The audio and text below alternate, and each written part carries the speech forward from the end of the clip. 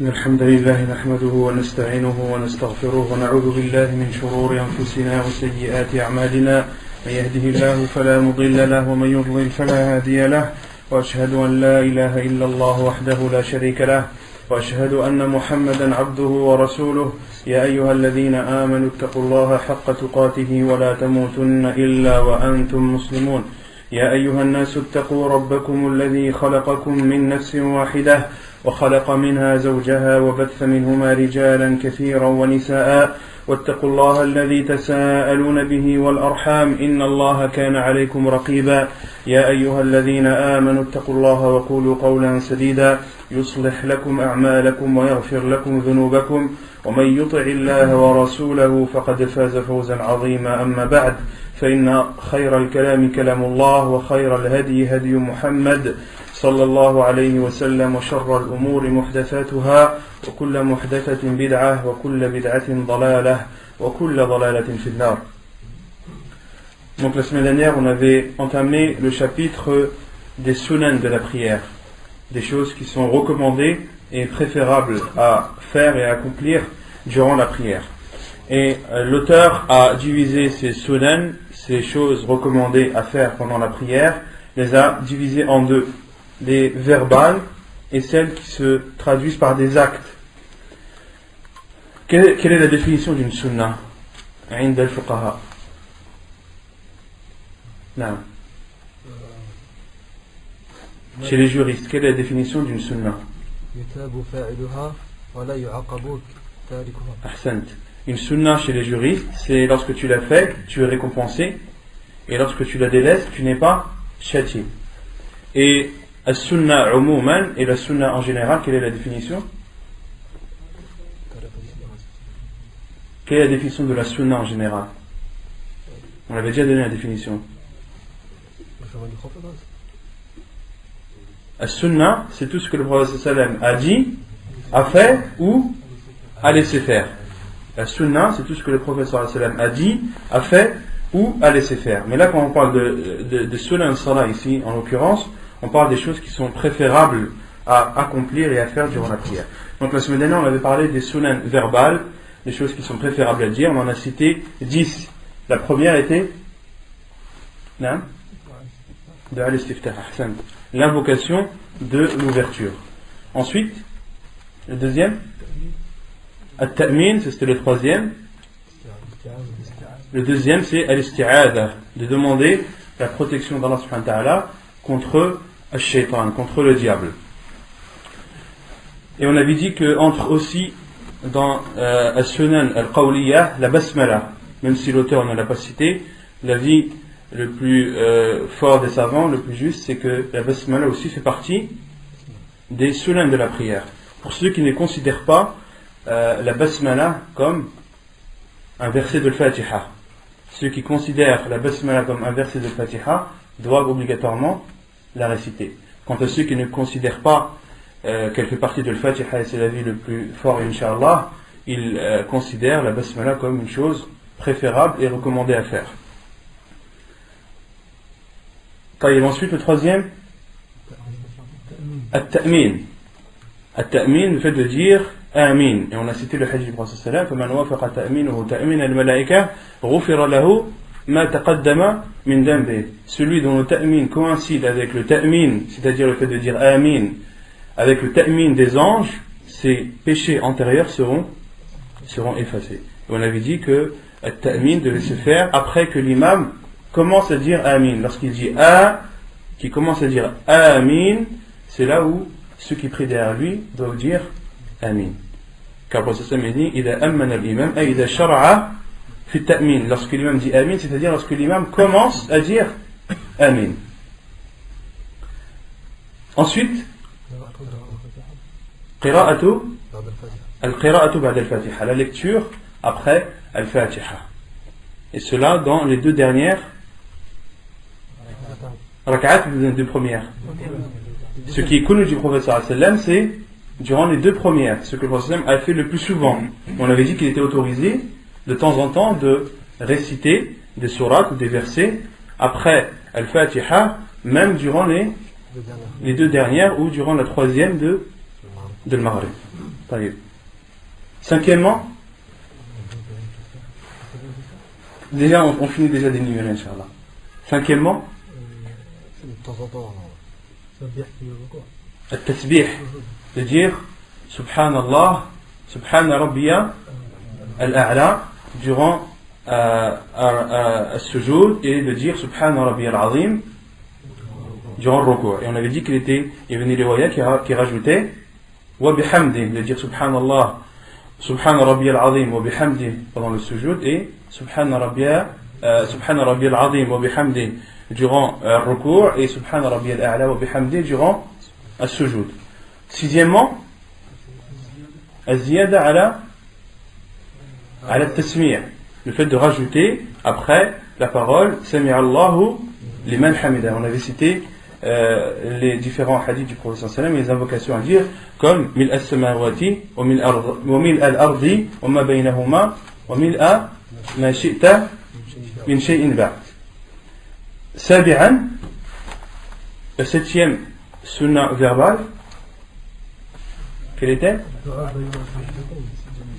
Ad-du'a'u bayna as-sajdatayn, l'invocation à dire durant les deux sujouds. On avait cité entre autres le fait de dire Rabbi ighfirli, Rabbi ighfirli, ou l'invocation qui est rapportée par Ibn Abbas radiyallahu anhu, que le prophète sallallahu alayhi wa sallam disait entre les deux sajdas Allahumma ighfirli, warhamni, wajburni, wahdini, warzuqni. Et on avait donné l'explication, on avait expliqué cette invocation, entre autres ce que signifiait wajburni et ce que signifiait warzuqni. Warzuqni, on avait dit que ça signifiait le risque. Et la subsistance, c'est la subsistance matérielle et spirituelle. Comme tu demandes à Allah subhanahu wa ta'ala les biens de ce bas monde pour vivre aisément et paisiblement, tu dois aussi demander à Allah subhanahu wa ta'ala de la science, de la foi et de la piété. Il ne faut pas penser qu'au matériel, il faut aussi penser au spirituel. Et lorsque tu demandes à Allah subhanahu wa ta'ala de t'accorder la subsistance, il faut que tu aies dans ta tête, il faut que ton intention c'est de demander la subsistance dans tous les domaines.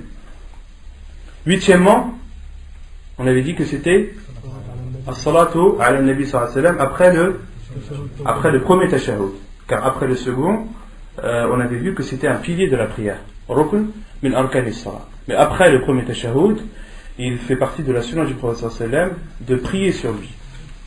Neuvièmement,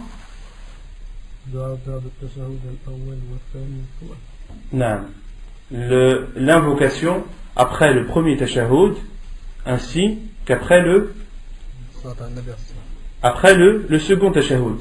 On avait dit que l'invocation a été légiférée après le premier tashahhud mais également après le second. Pourquoi? Car le prophète sallallahu alayhi wa sallam faisait cela à chaque deux rak'at. Le prophète sallallahu alayhi wa sallam kana yad'u inda kulli rak'atayn.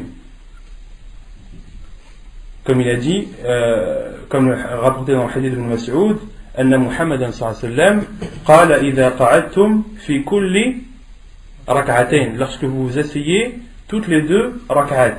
Et ensuite le prophète sallallahu alayhi wa sallam a cité at-tahiyyat et a dit par la suite ثم ليدعو ثم ليتخير أحدكم من الدعاء أعجبه إليه.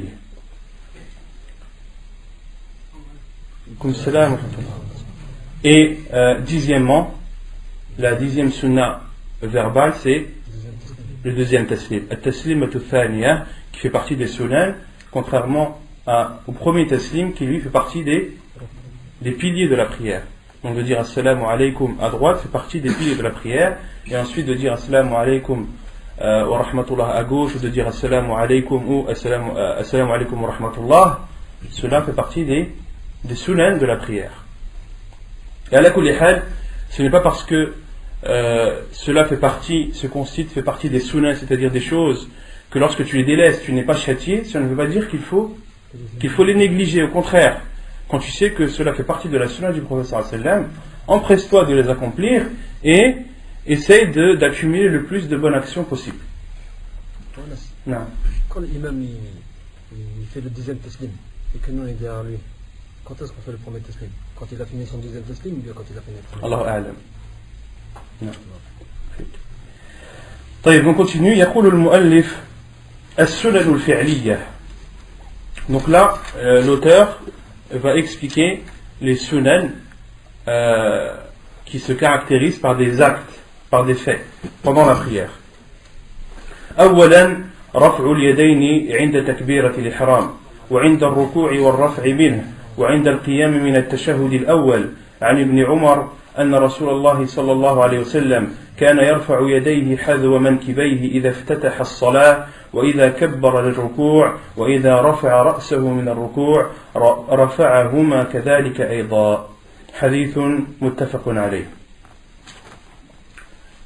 Donc le premier point qui fait partie des sunan fi'liya, c'est le fait de lever ses mains au moment du takbir, au moment de takbirat al-ihram, le premier takbir,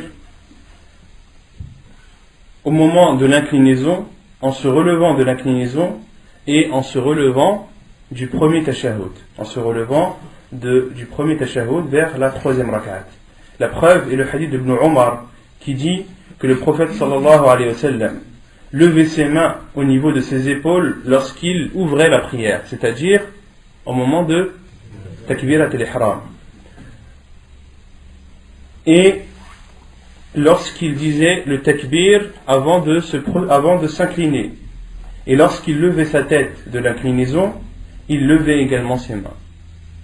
Donc dans ce hadith du prophète sallallahu alayhi wa sallam, on en déduit qu'il est légiféré de lever ses mains au moment de takbirat al-ihram, du premier takbir, au moment du takbir avant l'inclinaison, et au moment où la personne se relève de l'inclinaison.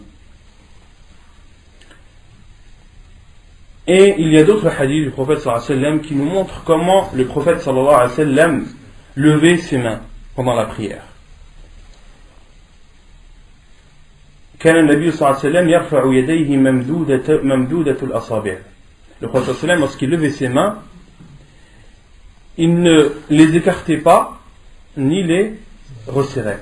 Il les laissait entrouverts. Le prophète sallallahu alayhi wa sallam, lorsqu'il levait ses mains durant le takbir, il ne serrait pas ses mains, ses doigts, ni il ne les écartait, mais il était entre les deux. Et il y a trois façons de lever ses mains. La première, c'est au niveau des épaules. La deuxième, c'est au niveau des lobes des oreilles. Et la troisième, c'est au niveau du haut des oreilles. Il y a trois façons apportées dans la sunna du prophète sallallahu alayhi wa sallam. La première, de lever les mains au niveau des épaules. La deuxième, au niveau des lobes des oreilles. Et la troisième, au niveau du haut des oreilles. Non.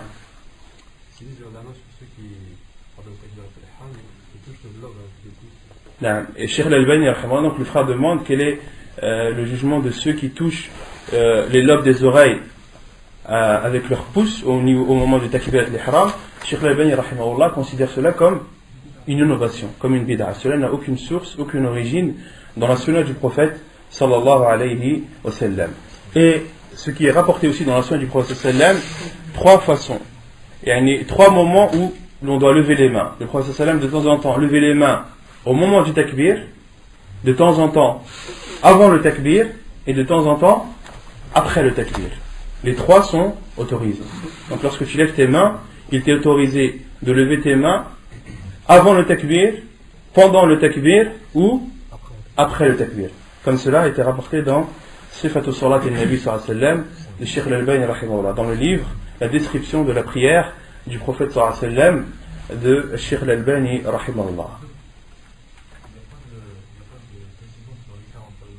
Non, il n'y a pas de précision. Allahu a'lam. L'écart entre les deux mains, Allahu a'lam. وعن نافع أن ابن عمر كان إذا دخل في الصلاة كبر ورفع يديه وإذا ركع رفع يديه وإذا قال سمع الله لمن حمده رفع يديه وإذا قام من الركعتين رفع يديه ورفع ذلك إلى النبي صلى الله عليه وسلم. حديث صحيح رواه أبو داود والبخاري. Et selon Nafi', il rapporte que Ibn Umar, lorsqu'il entrait dans sa prière, il faisait le takbir et levait ses mains. Et lorsqu'il s'inclinait, il levait ses mains. Lorsqu'il disait Sami'a Allahu liman hamida, il levait ses mains. Lorsqu'il se levait de la deuxième rak'at vers la troisième, il levait ses mains, وَرَفَعَ ذَلِكَ إِلَى النَّبِي صلى الله عليه وسلم. Et il a attribué cela au prophète sallallahu alayhi wa sallam. Autrement dit, ce hadith est un hadith mawqouf, c'est un fait d'un compagnon, mais que les savants à qui les savants donnent le jugement de al-marfu'.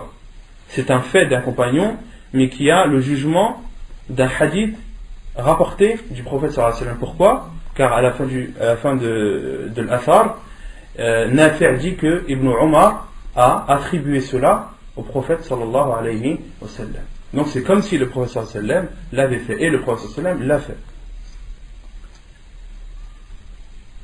Qu'est-ce qu'on en déduit, qu'est-ce qu'on a de plus par rapport au premier hadith qu'on a cité? Non? Entre le deuxième et le troisième. La différence entre les deux hadiths, c'est le plus, c'est-à-dire que le prophète sallallahu alayhi wa sallam levait ses mains lorsqu'il se levait de la deuxième vers la troisième raka'a. Parce que cela n'est pas cité dans le premier hadith. Dans le premier hadith, il n'est pas cité le fait de lever ses mains lorsqu'on se lève de la deuxième vers la troisième raka'a. Concernant ce qu'on a cité au moment de takbirat al-ihram, au moment de l'inclinaison, en se relevant de l'inclinaison et en se relevant de la deuxième vers la troisième raka'a, cela, les savants disent que lever ses mains doit être fait tout le temps. Cela doit être fait tout le temps. Cela a été tout le temps rapporté du prophète sallallahu alayhi wa sallam. Il y a d'autres endroits de la prière, à d'autres moments de la prière, où qu'il fait partie de la sunna du prophète sallallahu alayhi wa sallam de lever ses mains, mais de temps en temps. Ce qu'on a cité là, il faut lever ses mains tout le temps. Et ce qu'on va citer par la suite, il faut lever ses mains de temps en temps. Non. Comme c'est rapporté tout le temps par le prophète, pourquoi ils l'ont mis en tant que sunna? Ils l'ont pas mis en tant que forme de la... Pourquoi? Parce que c'est un fait du prophète sallallahu alayhi wa sallam. Et ça ne fait pas partie il n'a pas été cité dans le hadith Moussa Sarata. ويسن رفعهما أحيانا عند كل خفض ورفع لحديث مالك بن الحويرث أنه رأى النبي صلى الله عليه وسلم رفع يديه في صلاته وإذا ركع وإذا رفع رأسه من الركوع وإذا سجد وإذا رفع رأسه من السجود حتى يحاذي بهما فروع أذنيه حديث صحيح رواه النسائي والإمام أحمد في مسنده. Et il est légiféré de lever ses mains de temps en temps durant tous les mouvements de rabaissement ou de relèvement. À chaque fois que tu t'abaisses ou que tu te relèves de la prière, il fait partie de la sunna de temps en temps de lever tes mains à chaque fois que tu t'abaisses et à chaque fois que tu te relèves.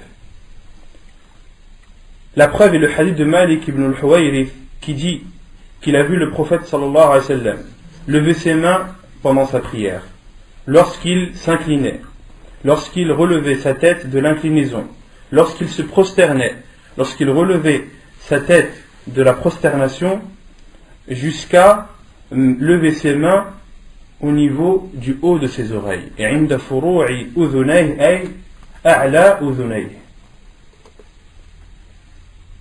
Donc, il est autorisé, il est légiféré de temps en temps de lever ses mains lorsque tu t'apprêtes à te prosterner. Lorsque tu veux te prosterner et que tu dis le takbir pour te prosterner, il t'est autorisé de temps en temps de lever tes mains. De même, lorsque tu te relèves de la prosternation, il t'est autorisé, il fait partie de la sunna du prophète sallallahu alayhi wa sallam, de lever ses mains de temps en temps. Et les savants disent que de temps en temps, il t'est autorisé, même lorsque tu veux te reprosterner pour la deuxième prosternation, de relever tes mains. À chaque mouvement. Même quand tu te relèves de la première rak'at. Même quand tu te relèves de la première rak'at. Non. Mais pas après le quoi. Il n'y a pas de takbir. Si, on a cité. Au contraire, il faut lever tout le temps ses mains après le record. وكان le prophète sallam levait ses mains lorsqu'il disait سمع الله لمن حمده. قبل يسجد. Si, أحيانا. ثانيا وضع اليمين على الشمال فوق الصدر. Deuxièmement, de fait de poser sa main droite sur sa main gauche sur sa poitrine. عن سهل بن سعد قال كان الناس يؤمرون أن يضع الرجل اليد اليمنى على ذراعه اليسرى في الصلاة قال أبو حازم لا أعلمه إلا ينمي ذلك إلى النبي صلى الله عليه وسلم. حديث صحيح رواه البخاري والإمام مالك في موطئه. Selon Sahl ibn Sa'd, il dit les gens étaient ordonnés de mettre, les gens ordonnaient, non, non, les gens ont reçu l'ordre de poser leur main droite sur leur avant-bras gauche pendant la prière.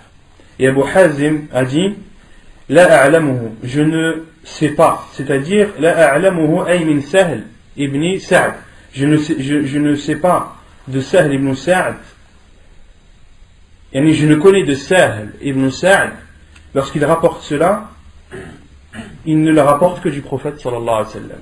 La a'lamuhu illa yanmi, les savants disent illa yanmi dhalika ila nabi sallallahu alayhi wa sallam, مراده يرفع ذلك إلى النبي صلى الله عليه وسلم كما قال الحافظ ابن حجر ومن اصطلاح أهل الحديث إذا قال الراوي ينميه فمراده يرفع ذلك إلى النبي صلى الله عليه وسلم. Lorsqu'un rapporteur dit yanmi en parlant d'un autre rapporteur, il veut dire par cela que ce rapporteur rapporte ce fait du prophète sallallahu alayhi wa sallam. وعن وائل بن حجر قال صليت مع رسول الله صلى الله عليه وسلم ووضع يده اليمنى على يده اليسرى على صدره حديث صحيح رواه ابن خزيمة. Et selon Wa'il ibn Hujr, il dit j'ai prié avec le prophète sallallahu alayhi wa sallam et il a posé sa main droite sur sa main gauche sur sa poitrine.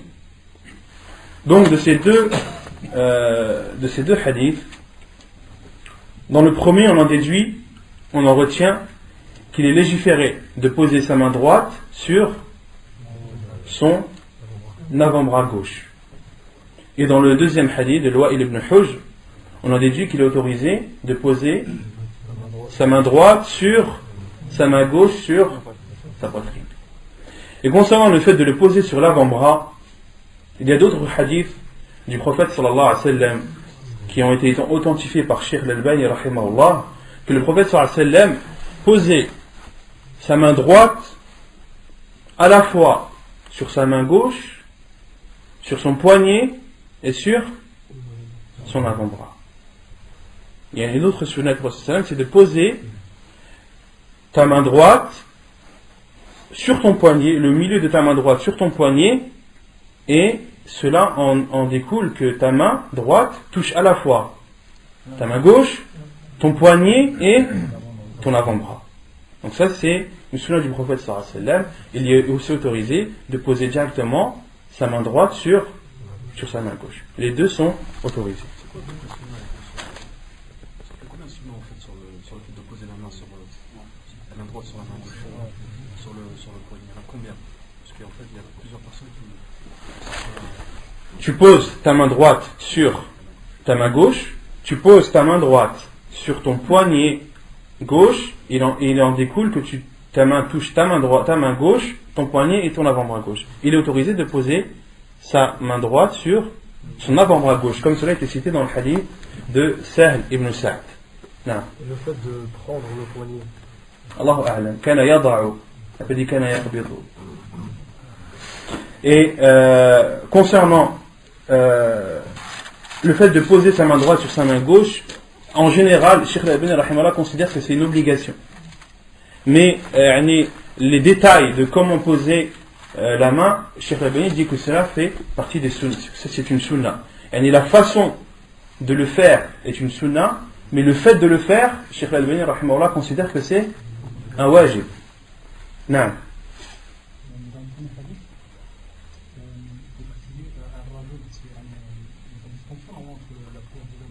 Non, il parle de rajul, il parle de l'homme en général. Et cela est valable pour l'homme comme pour la femme. Et les savants ont cité quelques sagesses sur le fait de poser sa main droite sur sa main gauche pendant la prière ou sur son avant-bras gauche. Certains savants disent que cela est une posture d'humilité envers Allah subhanahu wa ta'ala. Yani, quand la personne pose sa main droite sur sa main gauche, cela c'est une humilité et c'est un rabaissement devant Allah subhanahu wa ta'ala. Et d'autres savants, comme a cité cela Al-Hafid ibn Hajar dans son livre Fath al-Bari, il dit, et certains savants ont cité des choses très étonnantes. Ils disent que l'intention réside dans le cœur. Une personne, lorsqu'elle veut protéger quelque chose, qu'est-ce qu'elle fait? Elle l'entoure. Quand tu veux protéger quelqu'un d'un mal, qu'est-ce que tu fais? Tu le prends dans tes bras, tu l'entoures. Et ça veut dire de même pour ton cœur. La personne, lorsqu'elle fait al-qabd, lorsqu'elle pose sa main droite sur sa main gauche, sur sa poitrine, c'est comme si elle encerclait son cœur et qu'elle le préservait. Non. Et concernant le fait de poser ses mains en dessous du nombril, les savants du hadith sont unanimes sur la faiblesse de ces hadiths. Tous les hadiths qui stipulent que le prophète sallallahu alayhi wa sallam posait ses mains au-dessous de son nombril, les hadiths sont faibles. Ça, c'est une règle dans le hadith. Non. Au-dessus de la poitrine, pour ceux qui lèvent ici à ce niveau-là. Non. Au-dessus de la poitrine, ce n'est pas autorisé. En dessous, ce n'est pas autorisé. Ce qui est autorisé, c'est de faire comme le prophète sallallahu alayhi wa sallam a fait. Et le prophète sallallahu alayhi wa sallam posait sa main droite sur sa main gauche sur sa poitrine. ثالثا النظر إلى موضع السجود. Troisièmement, de regarder l'endroit de la prosternation. عن عائشة رضي الله عنها قالت لما دخل رسول الله صلى الله عليه وسلم الكعبة ما خلف بصره موضع سجوده حتى خرج منها. حديث صحيح رواه الحاكم. Il fait aussi partie des sunnahs de la prière de regarder l'endroit de la prosternation. La preuve est le hadith de Aïcha radiallahu anha qui dit, lorsque le prophète sallallahu alayhi wa sallam est entré dans la Kaaba, son regard n'a pas dévié de l'endroit où il posait son front lors de la prosternation jusqu'à en être sorti.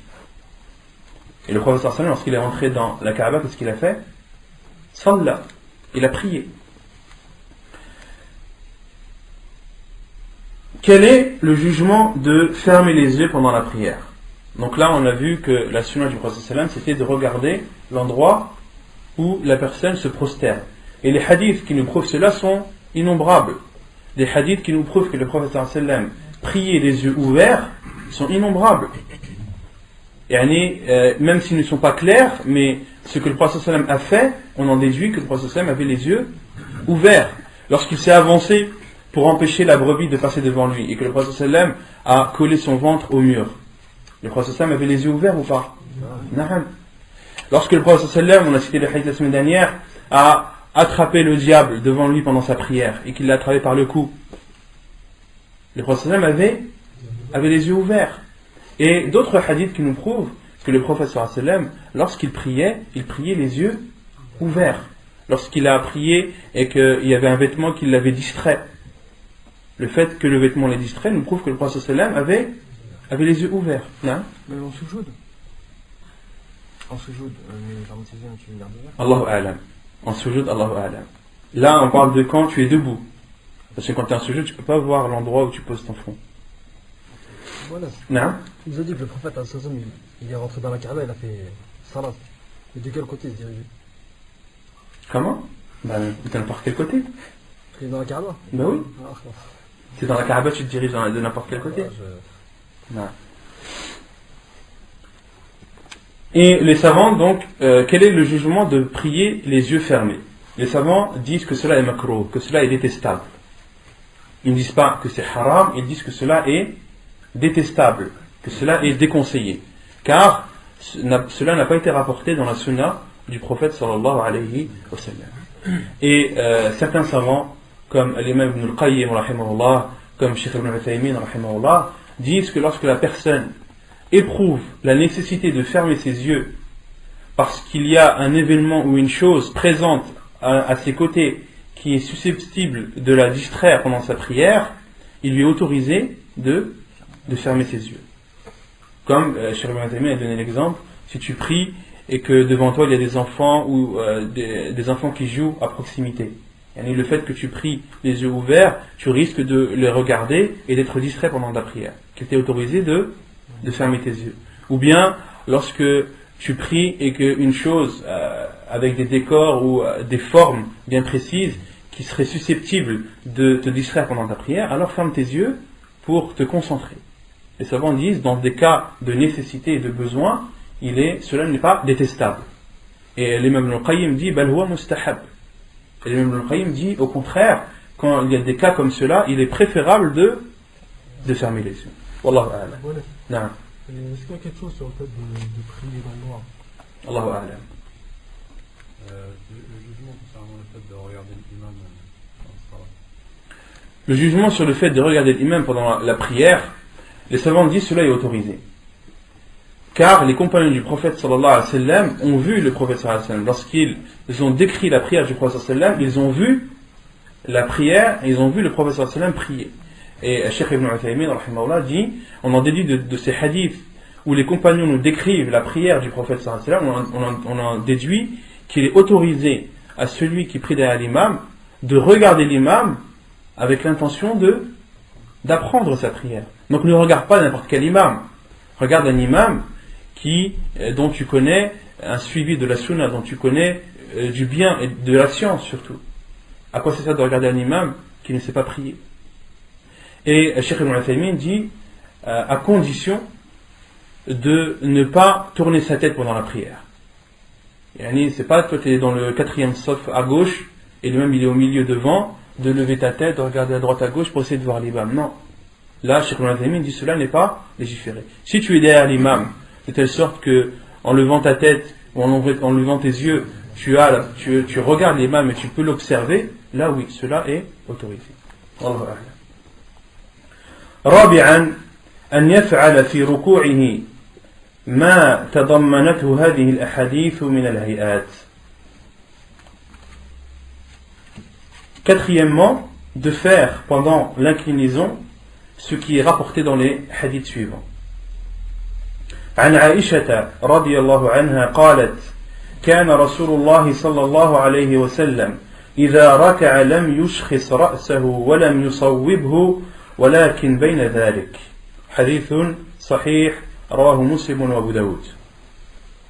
وعن أبي حميد في وصفه لصلاة النبي صلى الله عليه وسلم قال: وإذا ركع أمكن يديه من ركبتيه ثم هرس ظهره. وعن وائل بن حجر أن النبي صلى الله عليه وسلم كان إذا ركع فرج أصابعه. Quatrièmement, donc, نعم ايش قلت انا؟ نعم. وعن ابي حميد في وصفه لصلاة النبي صلى الله عليه وسلم: واذا ركع امكن يديه من ركبتيه ثم هصر. نعم donc ثم هصر ظهره. وعن وائل بن حجر أن النبي صلى الله عليه وسلم كان إذا ركع فرج أصابعه. Donc pendant l'inclinaison, le prophète Aïcha radhiyallahu anha rapporte que le prophète sallallahu alayhi wa sallam, lorsqu'il était en état d'inclinaison, il ne levait pas sa tête ni la rabaissait, mais la mettait entre les deux. Le prophète sallallahu alayhi wa sallam, lorsqu'il était en inclinaison, il ne baissait pas sa tête ni la relevait, mais entre les deux. Et selon Abu Humayd, lorsqu'il rapporte la prière du prophète sallallahu alayhi wa sallam, il dit: et lorsqu'il s'inclinait, il saisissait ses genoux avec ses mains, thumma hasara dhahrahu, et alignait son dos. Harasa ay istawa dhahrahu, min ghayri taqwis, comme l'a dit Al-Hafid ibn Hajar, c'est-à-dire d'aligner son dos, de faire en sorte que son dos soit droit et ne ressemble pas à une voûte, ne ressemble pas à un arc. Et ton dos, il ne doit pas être courbé, il doit être droit. Le Prophète sallam kana thumma harasa dhahrahu, c'est-à-dire qu'il mettait droit son dos, que son dos était droit et n'était pas courbé.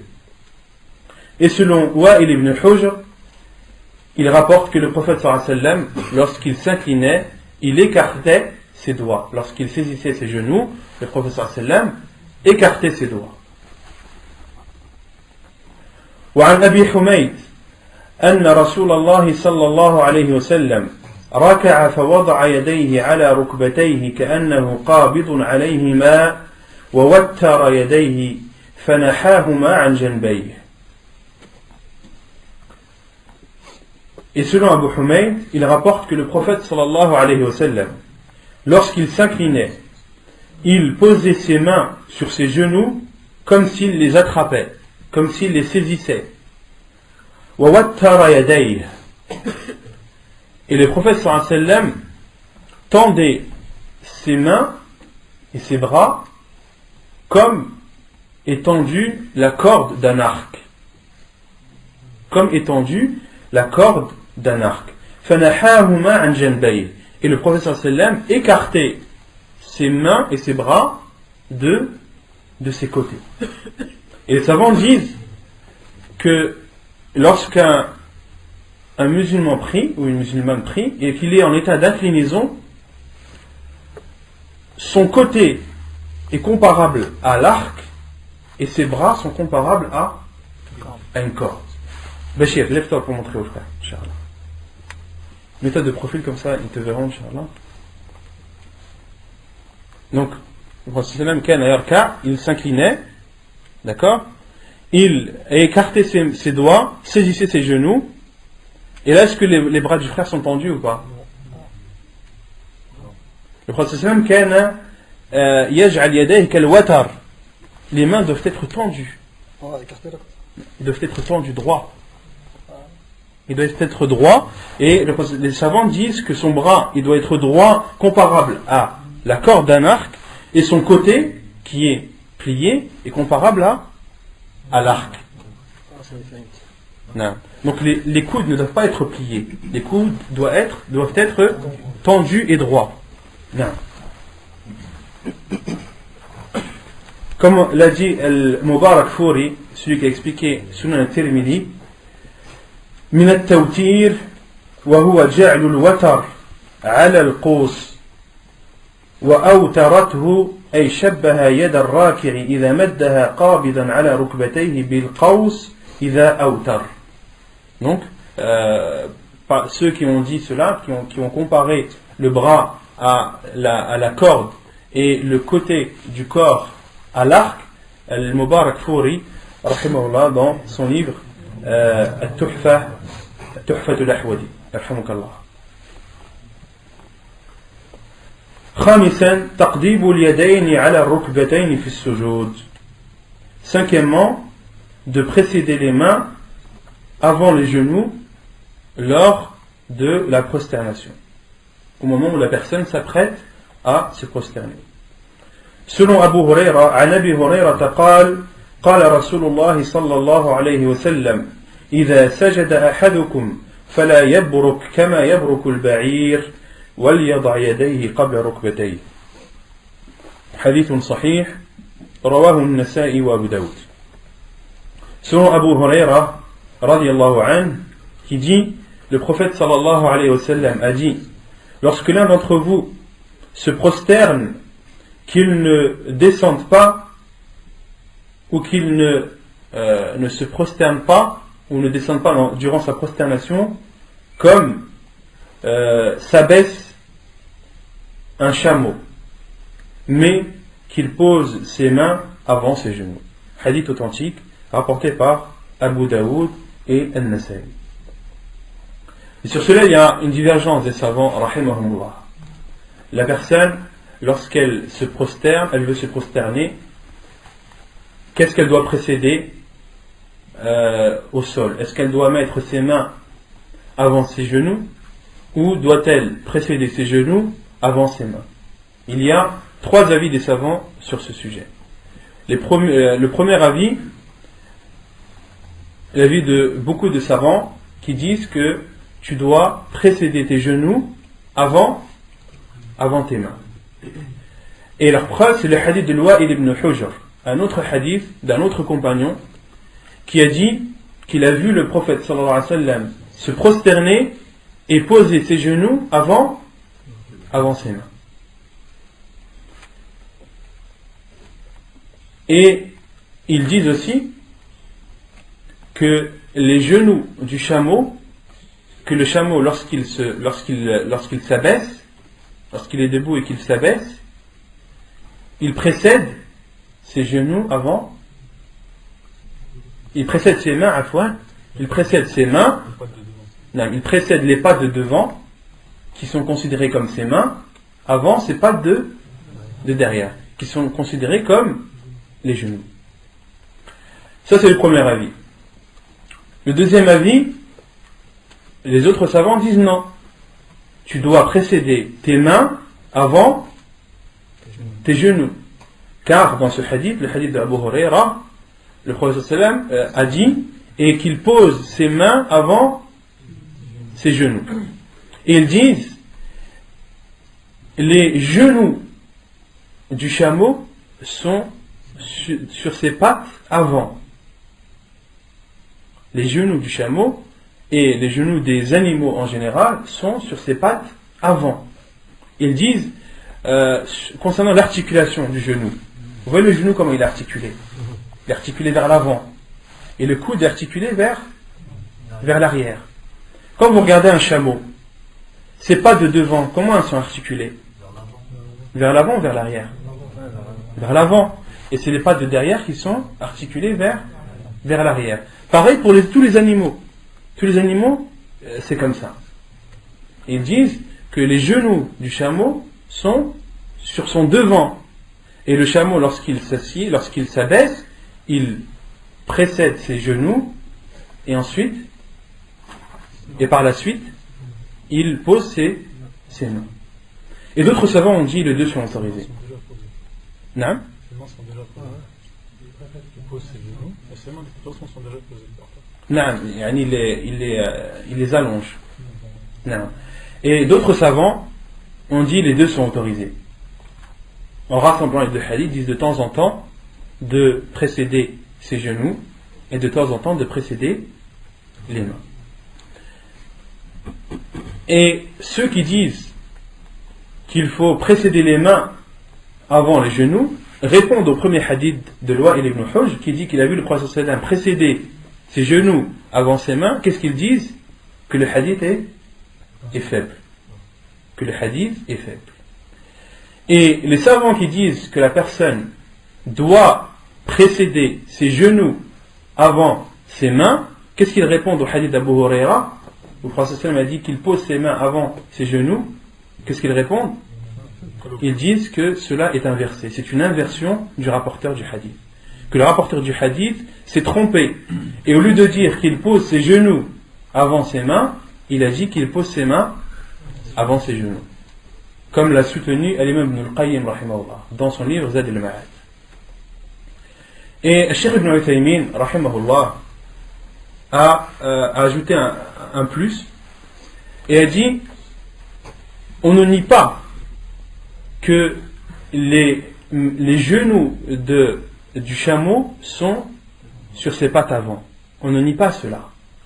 Mais le prophète sallallahu alayhi wa sallam a dit qu'il ne s'abaisse pas comme s'abaisse un chameau. Il n'a pas dit qu'il ne s'abaisse pas sur les membres sur lesquels s'abaisse le chameau. Le prophète sallallahu alayhi wa sallam a dit il ne s'abaisse pas comme. C'est l'image. C'est la description de l'abaissement. Le chameau lorsqu'il s'abaisse, qu'est-ce qui précède? Le devant ou l'arrière? Le devant, puis l'arrière. D'accord?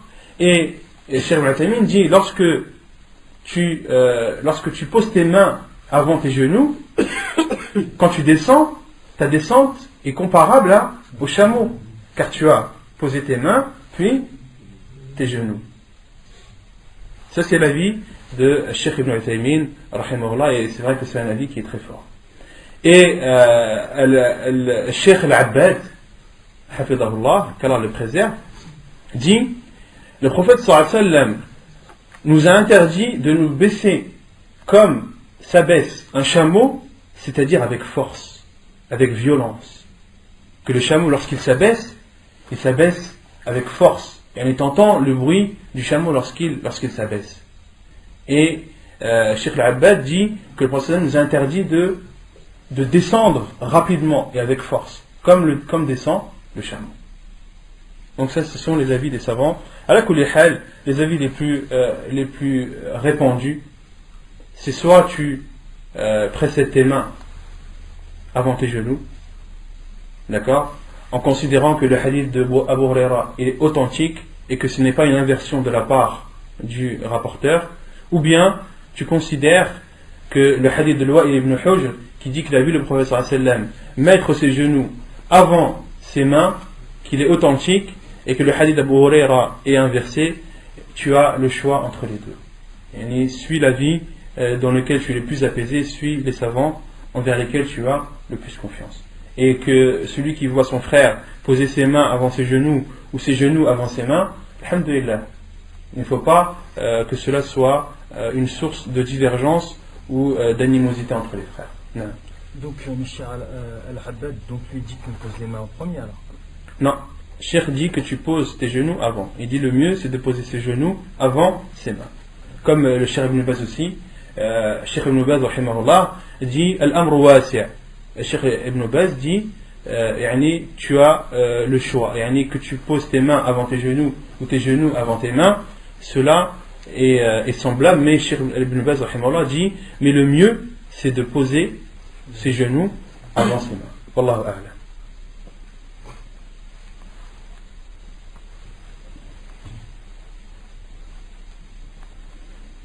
سادسا أن يفعل في سجوده ما تضمنته هذه الأحاديث من الهيئات. Sixièmement, de faire durant sa prosternation ce qui est rapporté dans les hadiths suivants. عن أبي حميد في وصفه صلاة النبي صلى الله عليه وسلم قال: فإذا سجد وضع يديه غير مفترش ولا قابضهما واستقبل بأطراف أصابع رجليه القبلة.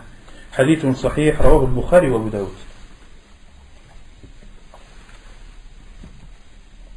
Selon Abu Humayd, lorsqu'il a rapporté la description de la prière du prophète sallallahu alayhi wa sallam, il a dit, et lorsqu'il se prosternait, il posait ses mains sans les allonger ni les rapprocher. C'est-à-dire que le prophète sallallahu alayhi wa sallam ne posait pas ses avant-bras par terre. Le prophète sallallahu alayhi wa sallam, lorsque Abu Humayd dit وضع يديه غير مفترش أي غير مفترش لذراعيه, il ne posait pas ses avant-bras par terre, car cela est une ressemblance aux chiens en particulier et aux animaux en général. ولا قابضهما, et le prophète sallallahu alayhi wa sallam ne collait pas ses mains à son corps, mais les écartait. Ses bras, et écartait ses bras de son corps. Et le prophète sallallahu alayhi wa sallam dirigeait ses orteils vers la Qibla. Hadith authentique rapporté par Al-Bukhari et Abu Daoud. وعن البراء قال قال رسول الله صلى الله عليه وسلم إذا سجدت فضع كفيك وارفع مرفقيك. Selon Al-Bara, il rapporte que le prophète sallallahu alayhi wa sallam a dit: lorsque tu te prosternes, pose tes mains et lève tes coudes. Lorsque tu te prosternes, pose tes mains et lève tes coudes. وعن عبد الله بن مالك ابن بحينة أو بحينة أن النبي صلى الله عليه وسلم كان إذا صلى فرج بين يديه حتى يبدو بياض إبطيه حديث متفق عليه. Et selon Abdullah ibn Malik, il dit, le prophète sallallahu alayhi wa sallam, lorsqu'il priait, écartait ses mains jusqu'à faire apparaître la blancheur de ses aisselles, jusqu'à ce que la blancheur des aisselles du prophète sallallahu alayhi wa sallam apparaissait. Autrement dit, le prophète sallallahu alayhi wa sallam écartait ses bras pendant sa prosternation. Et dans un autre hadith rapporté par Muslim, حتى لو أن بهمة أرادت أن تمر تحت يديه لمرت. Dans un autre hadith du prophète sallallahu alayhi wa sallam rapporté par Muslim, des compagnons ont dit, le prophète sallallahu alayhi wa sallam écartait ses mains, ses bras pendant sa prosternation, de telle sorte qu'un agneau pouvait passer sous son bras. نعم. وعن عائشة قالت فقدت رسول الله صلى الله عليه وسلم وكان معي على فراشي فوجدته ساجدا راصا عقبيه مستقبلا بأطراف أصابعه القبلة. حديث صحيح رواه ابن خزيمة والبيهقي. Et selon Aïcha radiallahu anha, elle dit, j'ai perdu le prophète sallallahu alayhi wa sallam alors qu'il dormait à mes côtés. Je l'ai alors trouvé en état de prosternation. Rassan aqibay, ses talons collés, mustaqbilan bi atrafi asabi'ihi al-qibla, et en dirigeant ses orteils vers la qibla. Donc dans ce hadith de Aïcha radhiyallahu anha, on en déduit que le prophète sallallahu alayhi wa sallam, lorsqu'il était prosterné, il collait ses talons. Il collait ses talons. وعن وائل بن حجر قال أتيت المدينة فقلت لأنظرن إلى صلاة رسول الله صلى الله عليه وسلم فذكر بعض الحديث وقال ثم هوى فسجد فصار رأسه بين كفيه. Et selon Wa'il ibn Hujr, il dit, lorsque je suis arrivé à Médine, je me suis dit, je vais voir la prière du prophète sallallahu alayhi wa sallam. Il dit, puis il s'est abaissé, s'est prosterné, et sa tête était entre ses deux mains.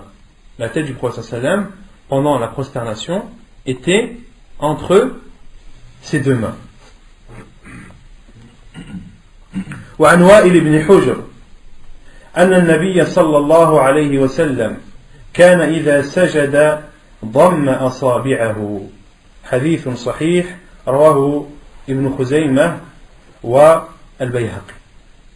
Et selon le Wa'il ibn Hujr, il dit, lorsque le prophète sallallahu alayhi wa sallam était prosterné, il regroupait ses doigts, il joignait ses doigts, contrairement à l'inclinaison où il était rapporté que le prophète sallallahu alayhi wa sallam écartait ses doigts.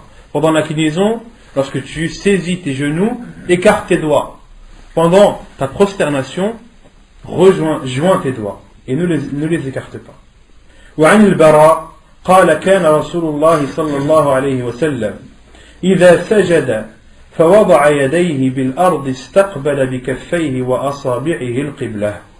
Et selon le Bara, il dit, le prophète sallallahu alayhi wa sallam, lorsqu'il se prosternait, il posait ses mains au sol, sur le sol, et dirigeait ses mains ainsi que ses doigts en direction de la Qibla.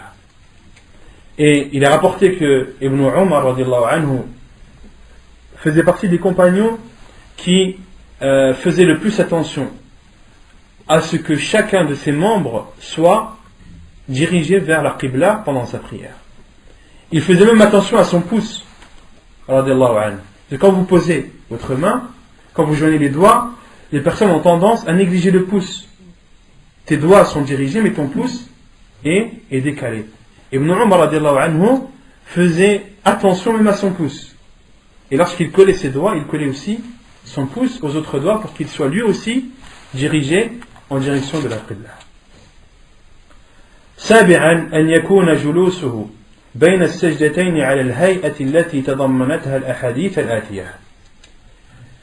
Septièmement, de s'asseoir entre les deux prosternations comme cela est rapporté dans les hadiths suivants. عن عائشة قالت وكان يفرش رجله اليسرى وينصب رجله اليمنى. حديث صحيح رواه مسلم وأبو داود. وعن ابن عمر قال من سنة الصلاة أن تنصب القدم اليمنى واستقباله بأصابعها القبلة والجلوس على اليسرى. حديث صحيح رواه النسائي. Selon Aïcha radiallahu anha, le prophète sallallahu alayhi wa sallam s'asseyait sur son pied gauche et relevait son pied droit. Entre les deux sajdas, ce que le prophète sallallahu alayhi wa sallam faisait le plus souvent et ce qui est le préférable à faire, c'est de s'asseoir sur le dessus de son pied gauche, et que le dessus de son pied gauche soit à même le sol, et de relever le pied droit, de mettre le pied droit debout. Vous voyez ou pas? Ou là vous voulez une démonstration? Il faut que le pied droit soit vertical et s'asseoir sur le pied gauche. Et il y a l'autre hadith de Ibn Omar qui dit, fait partie de la sunna durant la prière, de lever le pied droit, de diriger les orteils de ce pied droit vers la qibla et de s'asseoir sur le pied gauche, comme le frère le fait. Là il est assis sur son pied gauche, son pied droit est debout et les orteils de son pied droit sont dirigés vers la qibla. Ça c'est l'assise entre les deux prosternations. C'est ce que le prophète sallam faisait le plus souvent. وعن طاووس قال قلنا لابن عباس في الإقعاء على القدمين فقال هي السنة فقلنا له إنا لنراه جفاء بالرجل فقال ابن عباس بل هي سنة نبيك صلى الله عليه وسلم. أثر صحيح رواه مسلم وأبو داود. Il y a une autre sunna entre les deux sujoud, ce que les savants appellent al-iqa'a. Qu'est-ce que l'iqa'a? Qui connaît l'iqa'a? Non. Tu t'assois sur tes... Fais une démonstration, Inch'Allah.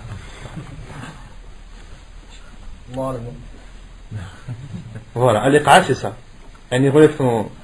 Al-iqa'a, c'est de joindre ses pieds, de poser ses fesses sur les talons et de diriger les orteils vers la qibla.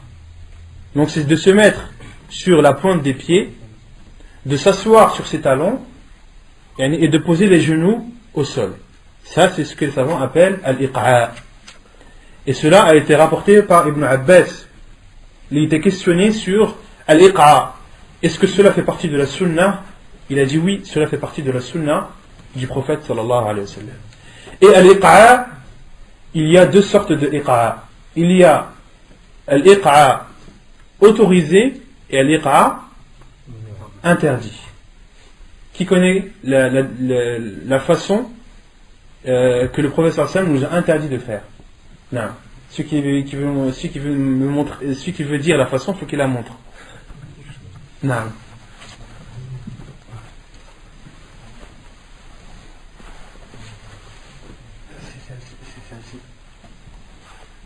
C'est celle-là. Non, c'est pas celle-là. Ça qui est posé en fait. Il faut me montrer. J'arrive pas à le faire.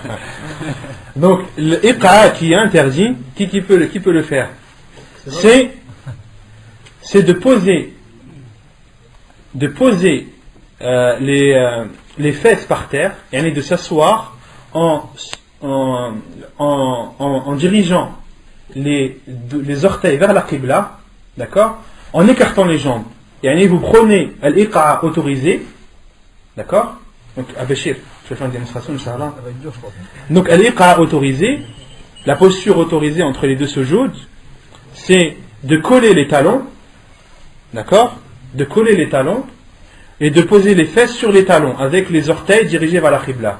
Et ce qui est interdit, c'est d'écarter les jambes et de poser ses fesses entre ses jambes, de telle sorte que son pied droit est à sa droite et son pied gauche à sa gauche, et ses fesses posées à même le sol, et les mains posées sur le sol.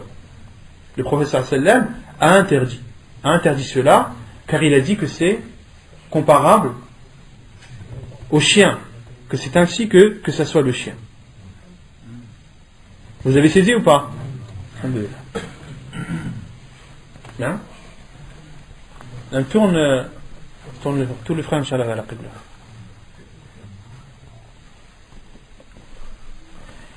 Et al-iqa', cela a été rapporté par beaucoup de compagnons, radiallahu anhum. Cela a été rapporté par Abdullah ibn Abbas, qui le faisait, Abdullah ibn Umar et Abdullah ibn Zubayr. Comme At-Tawus dit, j'ai vu Al-Abad ila Thalata, j'ai vu les trois Abdullah faire al-iqa' entre les deux prosternations. Et il parle des trois Abdullah en parlant de Abdullah ibn Abbas, Abdullah ibn Umar et Abdullah ibn Zubayr radiyallahu anhuma. Voilà, certaines personnes le font ça quand ils viennent pour se lever. Ils font jalsatul istiraha et après ils font cette chose et après ils montent. C'est autorisé ça? Ils font quoi? Iqa'? Oui, non. Allahu a'lam. Al-iqa', ce que je sais, c'est que c'est une sunna entre les deux sajdas. Allahu a'lam. ثامنا ألا ينهض من السجود حتى يستوي جالسا, de ne pas se relever de la prosternation jusqu'à s'asseoir. عن أبي قلابة أو قلابة عن أبي قلابة بارك الله فيك قال أخبرنا مالك بن الحويرث الليثي أنه رأى النبي صلى الله عليه وسلم يصلي فإذا كان في وتر من صلاته لم ينهض حتى يستوي قاعدا. حديث صحيح رواه البخاري وأبو داود. Autrement dit, qu'il faut observer une assise avant de se relever de la prosternation vers la troisième, vers la deuxième ou la quatrième rak'ah. C'est-à-dire, jalsat al-istiraha, la posture du repos. La preuve est le hadith d'Abi Qilabah qui dit que Al-Malik ibn Huwayrith al-Laythi lui a informé qu'il a vu le prophète sallallahu alayhi wa sallam prier.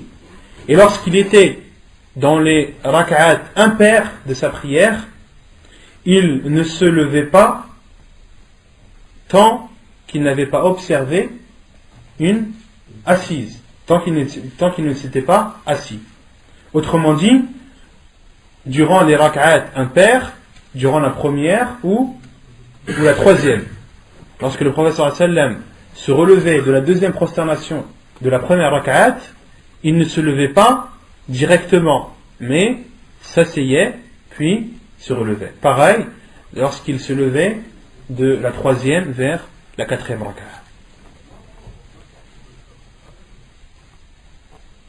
Et certains savants disent que le prophète sallallahu alayhi wa sallam a fait cela vers la fin de sa vie, lorsqu'il était fatigué, lorsqu'il en éprouvait le besoin.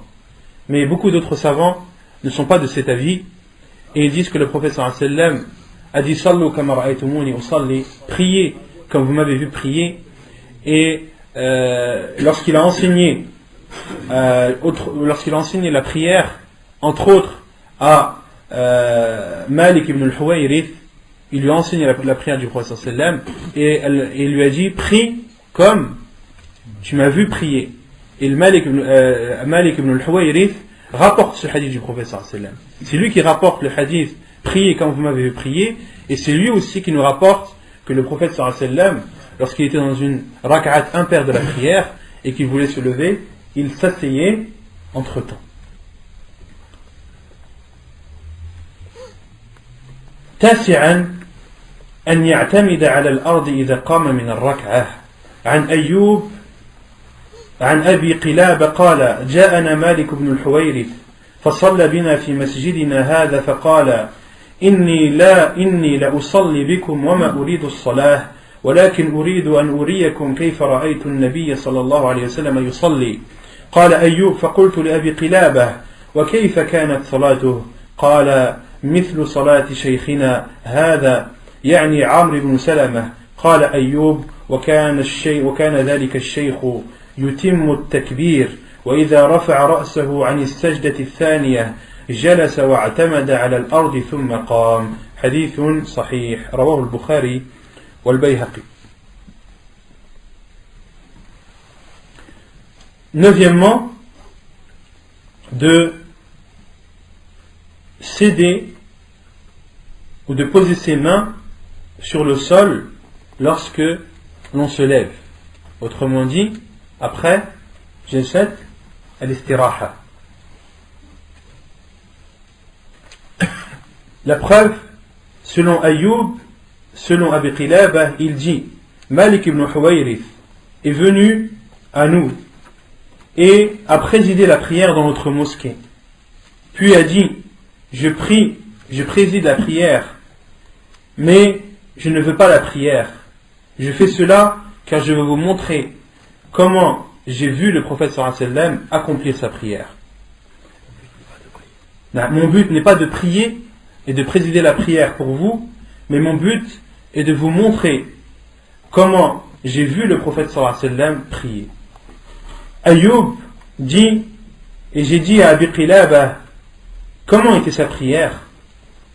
Ayyub, Abi Qilabah lui a dit, la prière était comparable à la prière de cet homme âgé, en parlant de Amr ibn Salama. Et Ayyub dit, et ce cheikh, cette personne âgée, disait le takbir, yutimmu takbir. Yutimmu takbir, c'est-à-dire qu'il disait at-takbir dans sa totalité.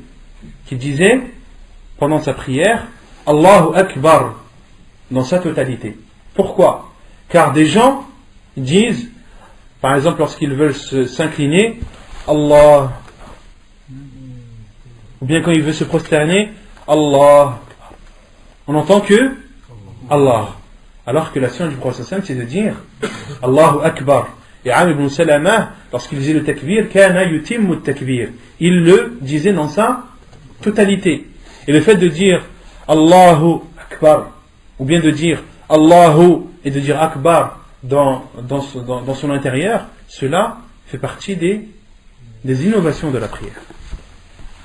وإذا رفع رأسه عن السجدة الثانية, et lorsqu'il relevait sa tête de la deuxième prosternation, il s'asseyait واعتمد على الأرض, puis s'appuyait en s'aidant du sol, s'appuyait sur le sol, puis se levait.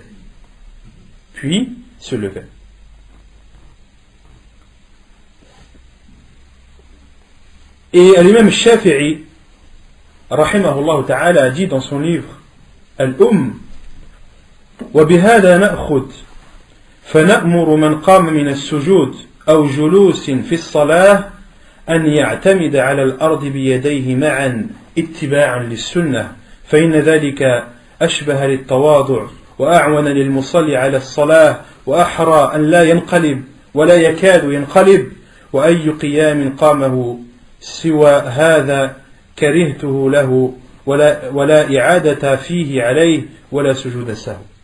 Et l'imam Shafi'i rahimahullah a dit dans son livre Al-Umm, et nous prenons en considération cela, c'est-à-dire nous prenons en considération le fait de s'appuyer sur le sol en se relevant.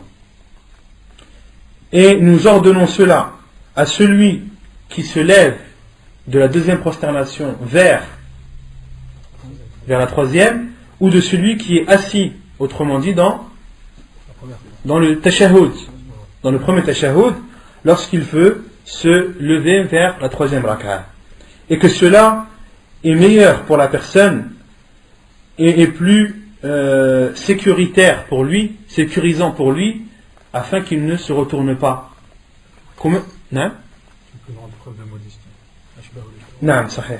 Il a dit, c'est d'abord une preuve de modestie pendant la prière, de se relever en s'aidant, en appuyant ses mains sur le sol.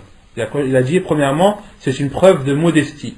Ensuite, deuxièmement, cela permet à la personne de ne pas se retourner en arrière, de ne pas tomber en arrière. Car on voit des personnes, lorsqu'elles se lèvent en posant les mains sur les cuisses, sans les poser par terre, on voit des personnes qui tombent, des personnes qui sont déjà tombées, qui sont déséquilibrées vers l'arrière, ou des personnes qui ont failli tomber, qui ont été déséquilibrées. Pourquoi? Parce qu'ils sont levés sans s'être appuyés sur le sol. Non? Et même Shafi'i dit, et cela, on doit faire cela car on se doit de suivre la sunna du prophète sallallahu alayhi wa sallam. Il y a une manière de poser ses mains pour se lever. Non. Concernant la manière de poser les mains sur le sol, il y a deux façons. Les savants ont divergé. Certains savants ont dit tu poses tes mains sur le sol. Tu poses la paume de tes mains sur le sol. D'autres savants, comme Cheikh Al-Albani rahimahullah, disent tu poses tes poings sur le sol. Tu fermes tes mains comme un poing et tu les poses sur le sol comme al-ajin, comme un boulanger lorsqu'il fait sa pâte, quand il pétrit sa pâte, comment ses mains sont fermées, comme un poing, et il pétrit sa pâte. Et il y a un hadith du prophète sallallahu alayhi wa sallam qui rapporte que le prophète sallallahu alayhi wa sallam, lorsqu'il se levait, il posait ses poings sur le sol. Il s'aidait de ses poings. Et le hadith a été authentifié par Cheikh Al-Albani rahimahullah ta'ala. Et d'autres savants ne considèrent pas ce hadith comme authentique et disent par conséquent que tu poses tes mains sur le sol, tu les poses, et tu poses la paume des mains sur le sol. Il y a deux avis. Celui qui considère le hadith authentique, il pose ses poings. Celui qui considère que le hadith n'est pas authentique, il pose la paume de ses mains. Non.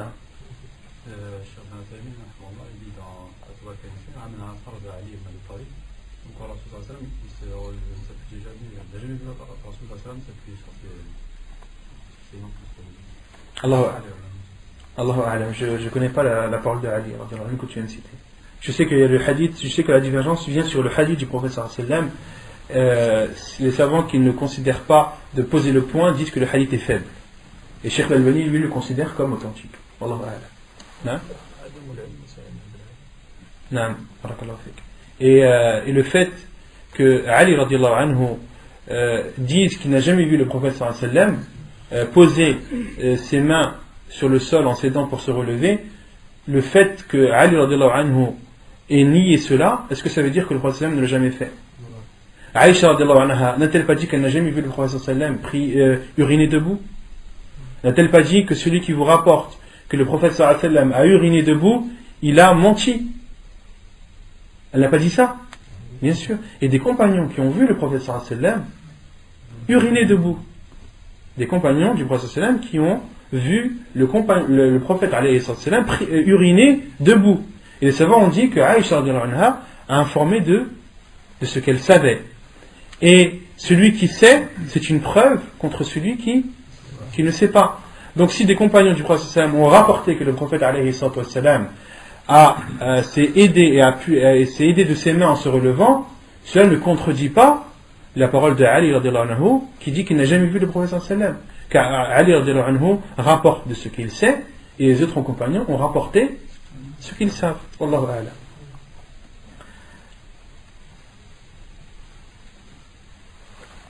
أن يكون عاشرا أن يكون جلوسه في التشهدين على ما جاء في هذه الأحاديث. عن أبي حميد أنه قال في وصفه صلاة النبي صلى الله عليه وسلم: فإذا جلس في الركعتين جلس على رجله اليسرى ونصب اليمنى، وإذا جلس في الركعة الآخرة قدم رجله اليسرى ونصب الأخرى وقعد على مقعدته. وعن ابن عمر رضي الله عنه أن رسول الله صلى الله عليه وسلم كان إذا جلس في الصلاة وضع كفه اليمنى على فخذه اليمنى وقبض أصابعه كلها وأشار بإصبعه التي تلي الإبهام ووضع كفه اليسرى على فخذه اليسرى. Donc, dixièmement, le fait de s'asseoir pendant les deux tashahhud, comme cela est rapporté dans les hadiths suivants. Selon Abu Humayd, qui rapporte dans sa description de la prière du prophète sallallahu alayhi wa sallam, lorsqu'il s'asseyait, toutes les deux rak'at, fi rak'atayni, au moment des 2 rak'at, c'est-à-dire pendant le premier tashahhud, il s'asseyait sur son pied droit et mettait debout il s'asseyait sur son pied gauche et relevait son pied droit. Et lorsqu'il s'asseyait durant la dernière rak'at, c'est-à-dire durant le dernier tashahhud, قدم رجله اليسرى ونصب الأخرى وقعد على مقعدته. Il passait son pied droit en dessous de son pied gauche, en dessous de son pied droit qui était vertical, posé verticalement, et il s'asseyait sur son côté. Et ça, c'est ce que les savants appellent at-tawarruk. Il y a dans les assises dans la prière, il y a al-iqa', ce qu'on a montré tout à l'heure, il y a al-iftirash, ce que le frère nous a montré tout à l'heure, et il y a at-tawarruk. Tu peux nous montrer at-tawarruk?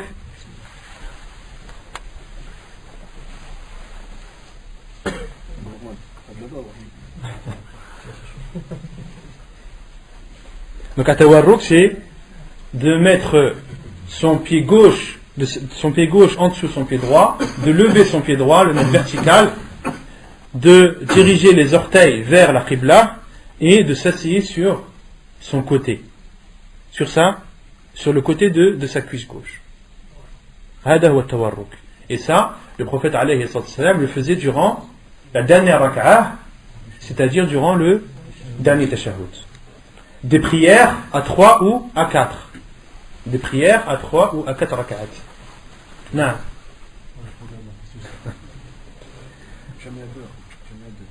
Non. À 2, le prophète sallam, il faisait al-iftirash. Le prophète sallam faisait al-iftirash. Non. Tu sais, des fois dans la salat, il n'y a pas de place. Mais quand Fattaqullah mastata'tum. S'il n'y a pas de place, crains Allah comme tu le peux. Non. Et selon Ibn Umar radiallahu anhu, il rapporte que le prophète sallallahu alayhi wa sallam, lorsqu'il s'asseyait pendant la prière, il posait sa main droite sur sa cuisse droite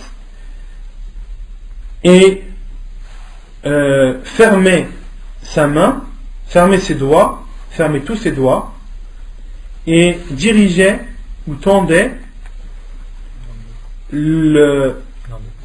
l'index, ou si on traduit littéralement, il tendait le doigt qui suit le pouce. Et le doigt qui suit le pouce, c'est l'index.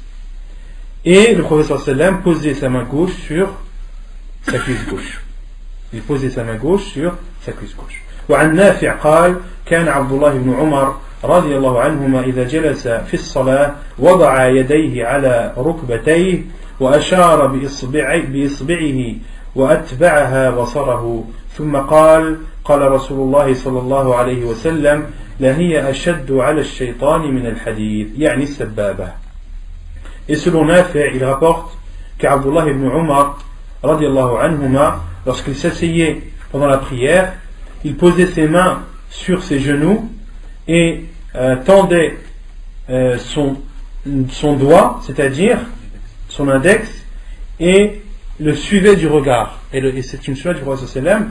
Pendant le tashahhud, le prophète sallallahu alayhi wa sallam regardait son index, il ne regardait pas l'endroit de la prosternation. Et il a dit, Abdullah ibn Umar a dit, le prophète sallallahu alayhi wa sallam a dit, elle est plus dure envers le diable que le fer. Il est plus dur envers le diable que le fer, en parlant de as-sababa, yani as-sababa, en parlant de l'index, que il est plus douloureux pour le diable que le fer. Wallahu a'lam. Non. Dans la fois qu'on a fait le cours par rapport à l'imam Ahmed. Non. Allahu a'lam, j'ai pas de réponse à faire. L'imam Ahmed rahimahullah a dit yuharikuha shadidan. Qu'est-ce que le mot shadid qu'est-ce qu'il voulait dire par shadid?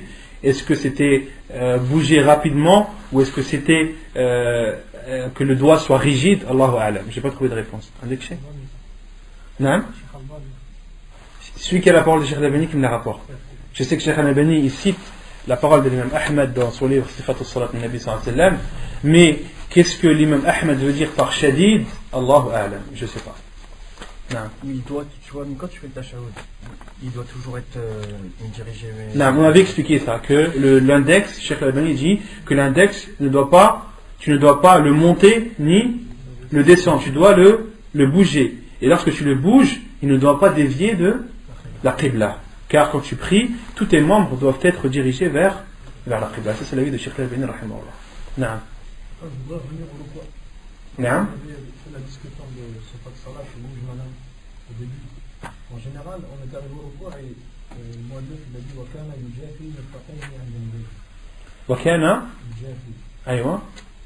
Je crois que je sais pas, parce qu'on prend l'exemple, c'est-à-dire il écarté ses coudes du. Non, il éloignait ses bras de son côté. Non. Yujafi ay yub'id. Non. Les savants disent Yujafi, c'est-à-dire que le prophète sallam éloignait ses bras pendant l'inclinaison de son côté. Il ne le collait pas. La corde, est-ce qu'elle est collée à l'arc?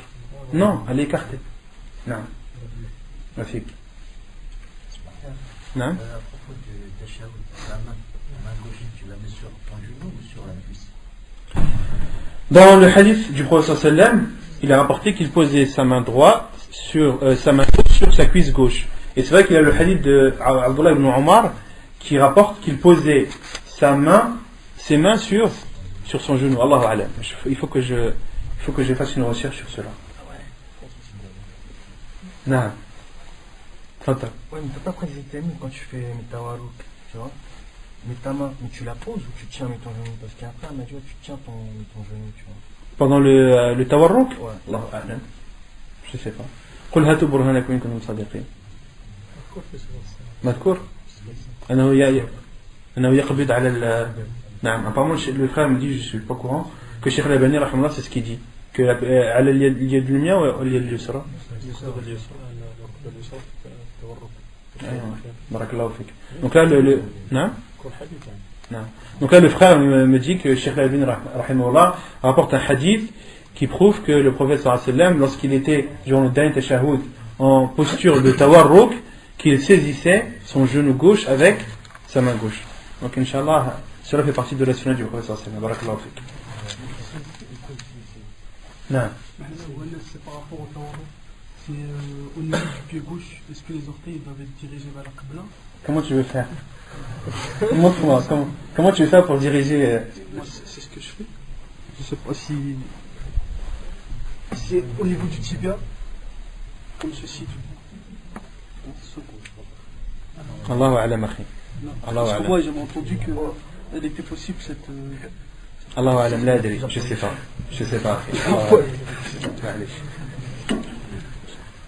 Petite question? Non. Moi, je reviens en arrière pour les sourates. Non, fadala. Quand on parle sur les sourates, le fait que quelqu'un commence à réciter, est-ce qu'il y a un ordre chronologique pour réciter les sourates? Est-ce qu'il y a un ordre chronologique? C'est-à-dire, est-ce qu'il suit dans ce qu'il y a dans le Coran? C'est-à-dire, il commence par réciter les sourates. Les savants disent, le fait de suivre, l'ordre de citer de réciter les sourates, les savants disent, le préférable c'est de suivre l'ordre du mushaf. Mais il y a des hadiths du prophète sallallahu alayhi wa sallam qui nous prouvent que de temps en temps, il est autorisé de ne pas suivre l'ordre du mushaf, et ils en déduisent par cela que cela est autorisé. La preuve, c'est le hadith où Abdullah ibn Abbas radiyallahu anhu a vu le prophète sallallahu alayhi wa sallam prier et l'a rejoint dans sa prière de nuit, et le prophète sallallahu alayhi wa sallam a commencé par lire surat al-Baqarah, puis surat al-Nisa, et ensuite Al-Imran. Les savants ont dit que tartib, ce n'est pas une obligation de suivre l'ordre du Coran, mais que cela était autorisé. Allahu a'lam. Pour quand on met les mains sur la poitrine, c'est quoi le document pour ceux qui lâchent les bras? Il ne suit pas la sunna du prophète sallallahu alayhi wa sallam. Là, l'auteur a considéré cela comme une sunna. Donc autrement dit, si on suit l'avis de l'auteur, il n'a pas fait quelque chose de mal. parce qu'il a délaissé une sunna. Mais Cheikh Al-Albani rahimahullah considère lui que al-qabd, que le fait de poser sa main droite sur sa main gauche, c'est une obligation. Car il y a un hadith du prophète sallam qui dit, en parlant des prophètes, qu'ils ont été ordonnés de laisser pousser leur barbe et de poser leur main droite sur la main gauche sur leur poitrine. Et Cheikh Al-Albani dit, il y a un autre hadith qui prouve, c'est le hadith de celui qu'on a cité, de Sahl ibn Sa'd, qui dit les gens étaient, on leur avait ordonné, kana an-nas yu'marun, les gens avaient été ordonnés. Et Cheikh Al-Albani dit, il y a dans ce hadith une preuve que de poser sa main droite sur sa main gauche c'est une obligation. Mais d'autres savants disent que non, ce n'est pas une obligation, cela fait partie des sunans de la prière. Wallahu a'lam.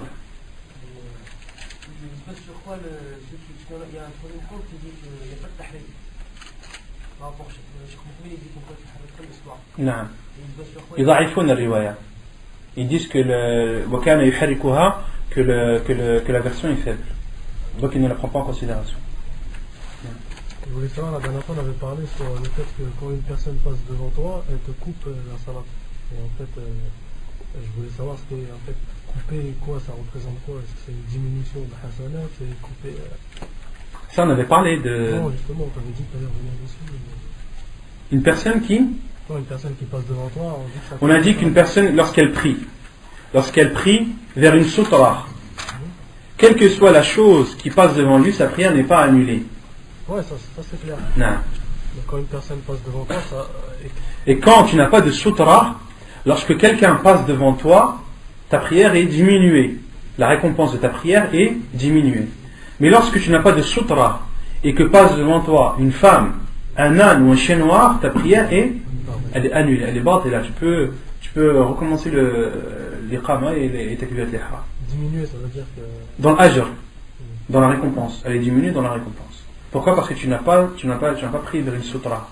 Or, parmi les bénéfices et les mérites de la sutra, c'est qu'elle préserve la prière du musulman. Non. Sur le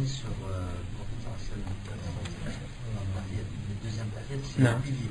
Non, c'est un pilier. Je voulais savoir si quand tu fais par exemple masjid ou les sunnahs, Non. c'est déjà dans ce salat c'est 2 rak'ah. Non. Deuxième, premier, il n'y a qu'un tahiyat. Donc Il est considéré comme le dernier.